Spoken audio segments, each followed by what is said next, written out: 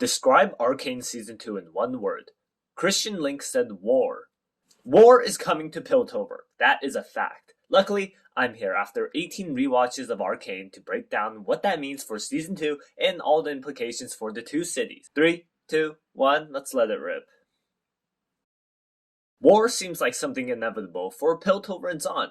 Ironic, since Piltover was founded as an escape from mages and their warmongering. But the neglect or even exploitation of the Undercity caused major rifts between the dynamic of the two cities. As we introduce in the story, we start off on the battlefield. The scrappy Zonites are bulldozed by the armored and armed enforcers as we see corpses littered across the bridge connecting the two cities. This doesn't seem like the first battle between the two halves of Piltover, and everyone knows it won't be the last. Vander, the leader of the Undercity, is seen dishing out hands to the enforcers, but is confronted by the inevitable deaths around him as he realizes what his true values are. He takes in 2 orphan children and begins to lead a life of peace. However, his brother, similarly influential in the Undercity, boasts a greater sense of nationalism for the Undercity and its independence. Seeing him as far too gone, Vander decides to snuff out Silco and his bloody road.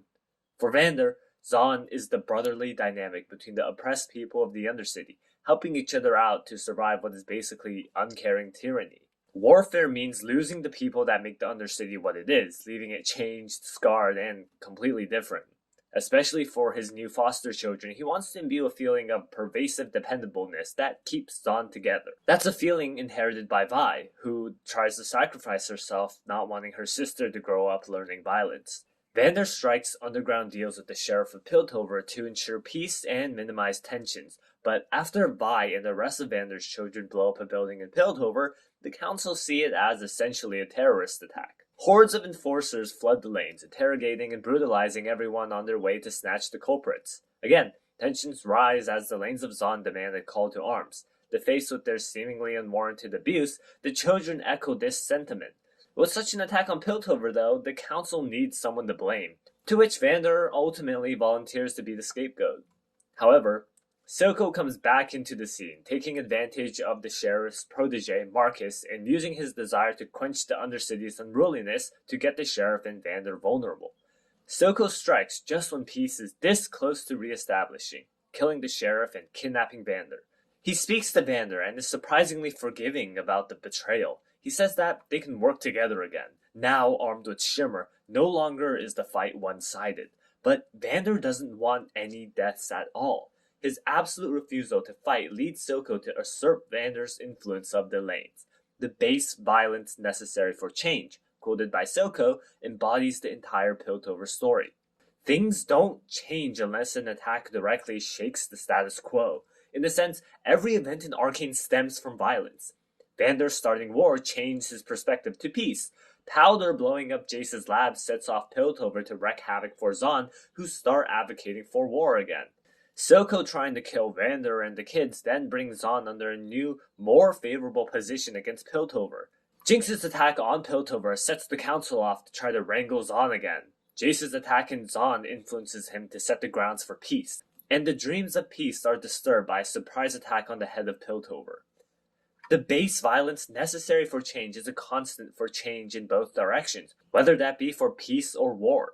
Season 2 will be the same, as the war that breaks out will lead into an era of peace for the city-state, or one of resumed tensions and internal fighting. Throughout the rest of Season 1, characters sense the looming possibility of the largest war yet, and all make preparations. Silco, over the time skip, ramps up Shimmer production. Mel urges Jace to develop hex-type weaponry for defense, and Bessa travels to Piltover to lend her expertise in warfare. Vi and Kaelin speak to the Council in hopes of establishing understanding and reconciliation, and Jace strong-arms the Council in a last-ditch attempt to prevent bloodshed. But Jinx shoots her rocket. While the Piltover Council finally decide on peace and granting Zon's independence, Jinx shoots a cheap shot missile at the Council. Why does Jinx do this? Well, right before, she says, "Here's to the new us." In a sense, the differences between her and Vi are irreconcilable, and she honors her father's dreams of an independent Zon. She understands that her rocket will be the first shot that brings new beginnings. Here, the rocket will bring about the change that makes the new us. Us being Vi and Jinx, Piltover and Zon. Change is something Jinx has been resisting all of Acts 2 and 3, faltering when seeing someone similar to Vi, then collapsing when meeting and losing Vi, then finally gathers everyone who influenced her recently to bring closure for herself. Killing her father is an irreversible change, and Jinx has finally realized that things are different now, that she is different, that Vi is different, that Piltover and Zaun are different. Crows also symbolize change, probably why she shoots that one poor fella. But now embracing change, Jinx shoots the shot that will determine the future of the two cities and sisters forever. So, here's what's gonna happen. Mel and Jace will survive the rocket. The golden thing shown to us is clear foreshadowing, and it makes no sense to show that if it doesn't do anything, and its only purpose would be to protect Mel from the explosion. Otherwise, it would make no sense showing it in relation to the rocket right before the rocket. Also, Mel being injured then anchors Mbessa into the conflict. If Mel dies, then Mbessa isn't petty enough to waste time fighting Zaun. She'll just nab Jace and Hextech back to Noxus to defend herself from whatever threatened Zaun she spoke of. Also, Jace lives because he is too important to die like that. For Victor and the rest of the counselors, they're all fair game. Now, Victor comes back due to Hextech shenanigans, but you can watch my video for that. Once the counselors die, their families send up their new representatives from the council houses to form a new radical council seeking revenge. Mel is incapacitated due to the rocket, so I think Mbessa assumes the Medarda seat. I doubt Mbessa can just enact a coup and take control of all of Piltover as one, so it makes sense for her to integrate herself into Piltover's government through Mel's old position. Now, what about Jace? Will he be too injured to take his place? I don't think so, because the only other person in House Talus is Jace's mom, and no way is she taking up a council seat. But Jace is also playing beta male to Mbessa, so I think it's highly likely Mbessa enacts her influence on all of the council with the massive balls of her. Jace might need a while to lock in after Victor dies, but he'll regain his composure once he manages to revive Victor with Hextech. But I don't think Jace is going to be leading the new council into war. That's going to be Mbessa.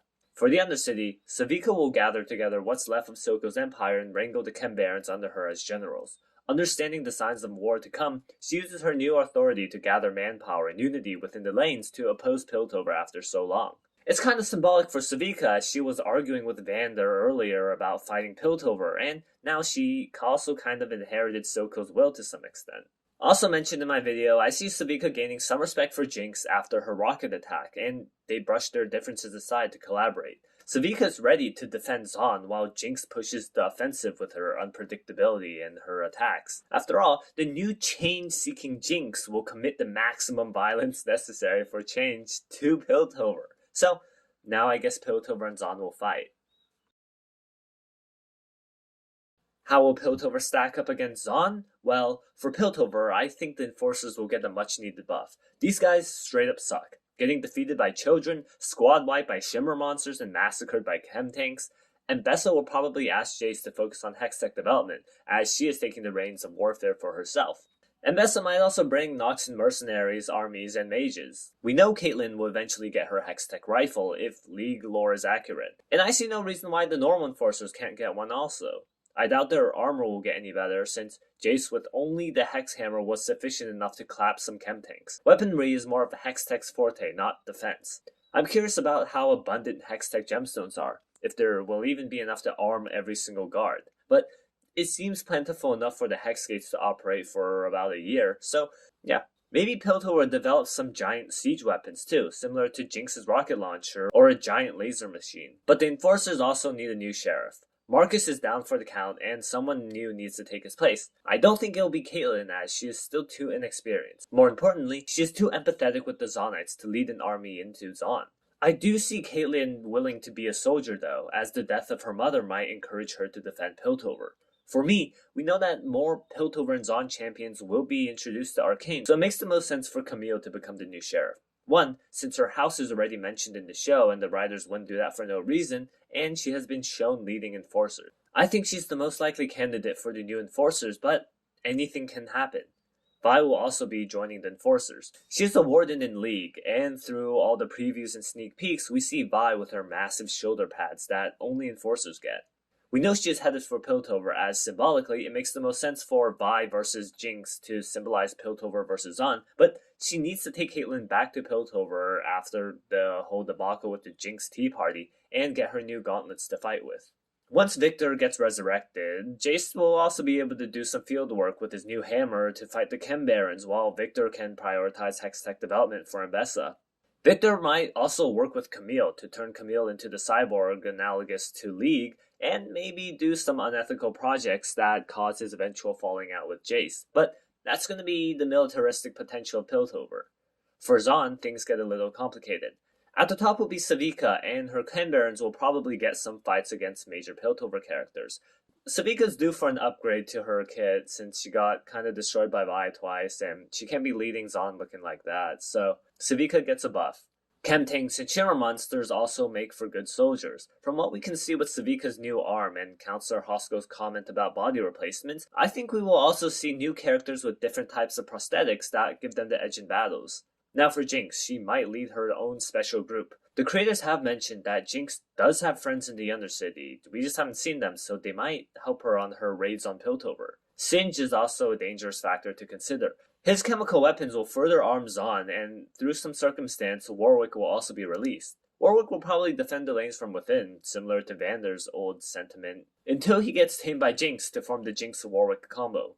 Jinx will also be working on more project, as she has 2 new Hex Gems she took from Vi's gauntlets. Lots of people want to see her doing something with an airship, as this comment might be foreshadowing. One day, I'm gonna ride in one of those things. The Firelights are the biggest dark horse. I can see them fighting Piltover or Zahn, it can go either way. But Echo's ideology boasts the best for peace, and I think he and Heimerdinger will do their best to defuse the situation. The fact Heimerdinger and Echo are together makes me think Heimerdinger will go to Piltover and Echo will work within Zahn to end the conflict.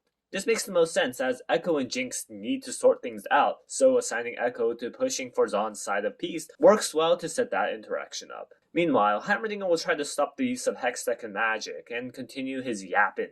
I can see the tides of war turning several times, with Piltover getting initial edge pushing Zahn, then Warwick attacks and pushes them back. Then Hextech weaponry pushes Piltover forward until Zahn releases chemical weapons. Then Nox and mages arrive and do their shit until Jinx builds her airship war machine for the climax. The war setup gets me so excited, as there's so many possibilities for both sides to do cool stuff, but Piltover and Zahn are both formidable threats, and I'm looking forward to see how everything plays out. A lot of matchups can be easily predicted. We want characters to wrap up their conflicts, and certain matchups just make sense. We are getting Jinx versus Vi 100%. They have been teasing that in the intro of every single episode in Season 1. Along that line, I think we'll get Jinx and Warwick versus Caitlyn and Vi. This one just seems perfect, as we'll get Sniper and Fighter versus Sniper and Fighter. Echo versus Jinx needs to happen, as their relationship needs to get wrapped up. Victor versus Jace will carry out League lore, and Jace versus the Chem Baron has been foreshadowed. Now, here are my crackpot matchups, okay? Savika versus Camille. It's like Cyborg versus Cyborg. Also aligned with the 2 leaders of the armies duking it out. The writers also really seem to like Jace versus Vi and might work that in. Ambessa needs to get a fight too, maybe also with Savika in an epic swords clash. I also want to see Caitlyn getting a solo fight, maybe against Jinx, Sniper versus Sniper. If all the characters are getting a fight, hell, maybe even Heimerdinger will fight Singe. We have a lot of fight porn coming next season, so stay tuned. Aside from the fight scene, there are many other major events that we should come to expect next season. For one, all major character developments will happen, since this is most likely the last season of Piltover and Zahn. Thus, everyone we have been introduced so far should reach the point of their League counterpart. Caitlyn being sheriff implies a lot. Her benevolent mindset and affinity towards justice carries into the arcane themes of forgiveness, with a new conscious Piltover police force indicating the positive change for Piltover as a whole. Victor will become the Machine Herald, that's a given, and Echo will get time travel. I'm curious to see how that plays out, as time travel in any regard seems kinda broken. But I'm sure the writers will create some interesting fights and scenes that will show Echo fumbling. No way he cruises through everything like a cakewalk. I think we should also expect Warwick's lucidity at some point. Warwick is characterized by his animalistic instincts taking over the man behind him, and narratively it just makes sense for a brief window of complete lucidity to come through for the emotional feels of Warwick realizing who he is and what's going on around him. We also know magic will be coming in Season 2, but that can mean a multitude of different implications. The biggest event we should come to expect is the utter destruction of Piltover as we know it. There are way too many shots overlooking Piltover and circle jerking how great Piltover is to not be foreshadowing. We get so many clips of Jinx looking up at the city. I have an eerie feeling she will level everything at the climax. Symbolically, this would represent so much, serving as the climax of the arcane story and representing the fall of Piltover alongside the rise of Zaun. It would certainly portray Jinx as far too gone, and also checks off her character goals of fulfilling the dreams of her father. I'll have a full video about Piltover's destruction soon, but the nuking of Piltover would serve as a great climactic point of the arc. Finally, we should expect some permanent champion deaths, as the creators have been edging us about it on Twitter and Reddit, so get ready to have your hearts broken. Now, there's one thing I particularly want to talk about, the setting. We know the bridge is a massive symbol for Piltover and Zaun and their relationship, and something will surely take place on it. So far in Season 1, the bridge has been shown in the initial battle, the kids running away from the enforcers, the blockade, Echo versus Jinx, Victor getting arrested, and Heimerdinger meeting Echo under there. We got a teaser of Vi and Jinx walking across the bridge, so maybe we will get the final showdown there. That makes sense as we start and end the series on the bridge.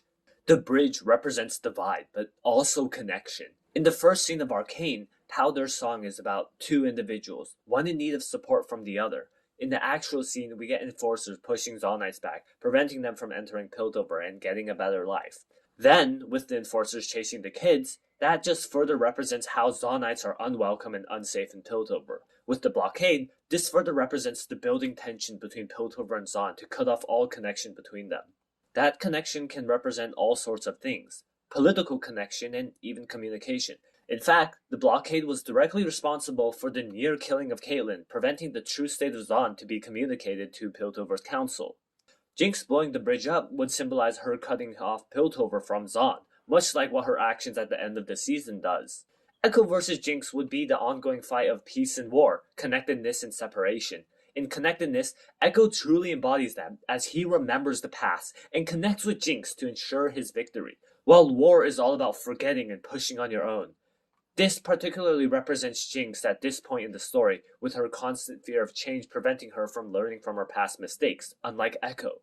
But she also takes Soko's advice to heart, sacrificing anything for power. With Victor's arrest, it further drills in the differences between Piltover and Zaun as Jinx explicitly says something racist and could be the start of the divide forming between the two friends. Now, I see Jinx blowing up the bridge completely at one point or another. As the herald for Zaun's independence, you wouldn't really want a bridge.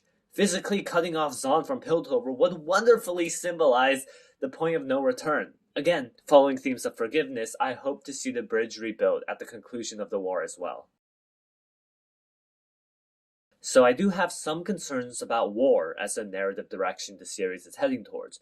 Massive set pieces such as war would mean large battlefields focused primarily on action. Taking the Marineford War in One Piece, large armies gather on both sides to duke it out.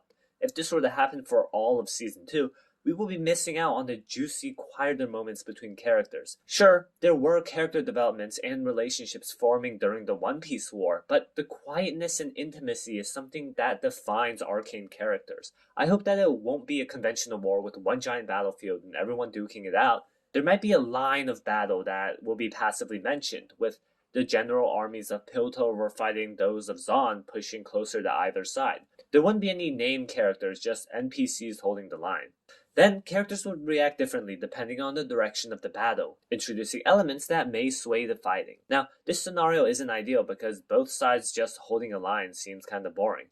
We don't want NPCs fighting NPCs, but I don't see any other outcome. Without a line of defense for either side, what would stop an all-out charge? Some line of defense must be held for characters in the backlines to have their conversation, have their interactions with one another. The Arcane writers are much smarter than me, so I'd love to see their solution to this problem. I would also like to see different campaigns being led into Piltover or Zaun by either parties. This seems the most likely way to get character focus, with Jinx and Warwick launching an attack on the Hex Gates, or Vi and Caitlyn charging into Civica's headquarters. Keeping the main battles to exchanges between small groups of characters will more or less result in amazing character moments similar to Echo vs Jinx. I'm confident the writers thought all of this out, keeping the show arcane. War is a very complicated plot structure that can be very tricky to balance out narrative beats with audience attachments. In fact, the characters initially talked about how Arcane struggled with making the show enjoyable because they wanted to shove in so much plot stuff. But those are just my concerns on how War might present a logistical issue writing season 2 when it comes to the parts we love most about Arcane. So, how do I think the war will end? It basically stops when Jinx is stopped. She started it, it will end with her. Most climactically, I see Vi and Jinx's final showdown to conclude the war. Maybe Vi defeats Jinx and Jinx unalives herself. Maybe Vi arrests Jinx. Maybe Jinx is about to be killed and Warwick sacrifices himself to save her. Maybe Jinx just gets killed. But ultimately, Jinx cannot run free. Don't hate me in the comments. I know how much Jinx is loved and important to Arcane, but something needs to happen to Jinx for the war to end. Zaun will win the war though, achieving independence. It makes sense for all of the buildup of everything to finally ensure Zaun's independence from Piltover. Otherwise, we just get the cycle repeating itself again and again. Then the two cities can rebuild, but I'll talk about that more in my forgiveness video. Both cities will reconcile as they suffered heavy losses on both sides. I can see Victor leaving Piltover to spread Hex technology across the world. Maybe Singe will get recruited by Mbessa for chemical weapons in Noxus. But at the end of the war, there will be substantial developments and hope for a new beginning for the two city-states. In a sense, war is the base violence necessary for change. So that's my video. It's going to be on the longer side. I spent a long time writing this script. I hope you guys really enjoyed, but this is going to be everything we know about war, how it's going to take place, what we have to look forward to knowing that the two cities are going to go to war. And, well, what did you guys think? Leave some comments below. Like, subscribe, kiss me on the cheek, hold my hand, do whatever you guys want to do. I think I'm going to make this into a series. You know how the Arcane creators and writers said that describe Arcane Season 2 in 3 words: war, Rubicon, and forgiveness. There's so much juice to talk about for each of the different words the creators chose to describe Season 2. So I want to break down everything. I'm your guy for that, okay? If you want more content about League, someone just fanboying about Arcane, talking about anything within it, you want to know things you missed, that's gonna be me, okay? I got your back. I'm gonna go edit this video. This video is gonna be a beast to edit. I'm gonna keep this inside. Yeah. I'm just gonna keep ranting. I kind of don't want to leave. I just spent like half an hour recording the script, and I don't know. I'm just in a good mood right now. How you guys been doing? Yeah. You had a good day. You eat 3 meals a day. Make sure you're getting yourself fed. Make sure I don't know. Have you read any good books lately? Read any good manga? I mentioned One Piece. Yo, you guys should read One Piece. One Piece is crazy good right now. What else? Okay. This is getting a bit too parasocial. I'll see you guys next time. Yeah.